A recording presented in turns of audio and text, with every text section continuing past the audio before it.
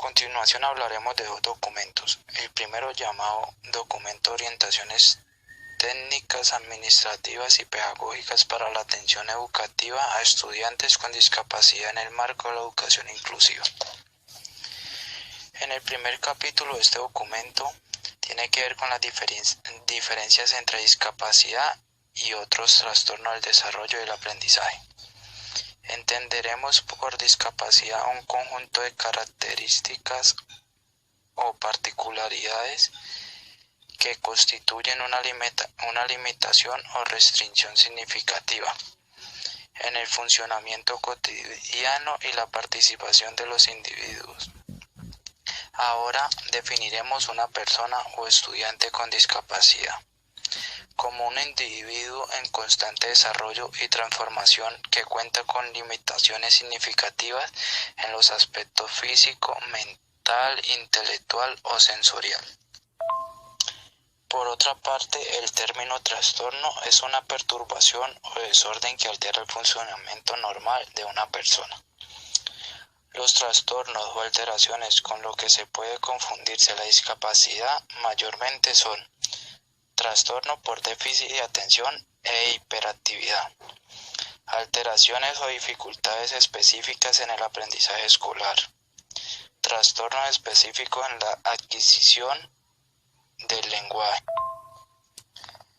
Sin embargo, la atención educativa a las personas con discapacidad no puede restringirse solamente a habilidades académicas o propiamente intelectuales. También debe preguntarse por el contexto del individuo, su bienestar emocional y social, su red de apoyo, las posibilidades de participación con que cuenta, sus capacidades de adaptación a los diversos entornos en los que convive y se desarrolla. Es vital que los maestros conozcan sobre los perfiles de funcionamiento cognitivo, social y emocional de los estudiantes con discapacidad y sus necesidades en los distintos niveles educativos. Los establecimientos educativos deben ponerse como meta la generación de apoyos para todos y cada uno de sus estudiantes, especialmente para aquellos que presentan mayores dificultades para aprender y participar en las actividades institucionales.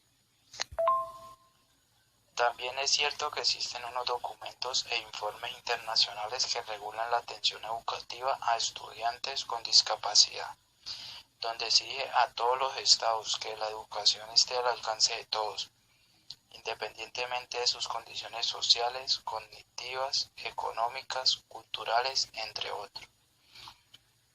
También rescata la necesidad de pensar una escuela para todos, argumentando que los establecimientos educativos deben incluir a todos los estudiantes que lleguen a ellas, respaldar su aprendizaje y responder a sus necesidades. Por último, hablaremos del segundo documento llamado Ambientes Escolares Libres de Discriminación. Tradicionalmente hemos comprendido que el sexo determina la condición de ser mujeres u hombres. Sin embargo, esto no es así. Se hace necesario entender que la noción de sexo hace referencia a las características de orden biológico que diferencian unos cuerpos de otros. En cambio, el género puede entenderse como el conjunto de construcciones socioculturales que determinan la forma de ser hombres o mujeres en un tiempo y una cultura específica. Se empieza a entender que no se nace siendo mujer u hombre, sino que se aprende a hacerlo, de acuerdo con la sociedad y época en la que se crezca.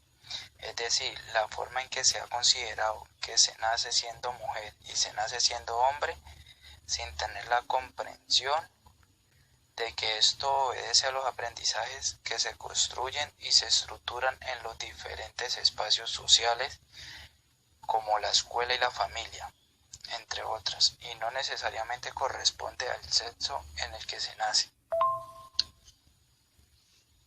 Pasemos a la identidad de género. Es una clara manifestación y materialización del ejercicio del derecho al libre desarrollo de la personalidad.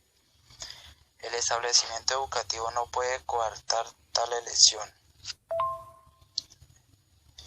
Es importante entender que la expresión de género no hegemónica no habla necesariamente de una identidad de género trans o de una orientación sexual, homosexual o bisexual.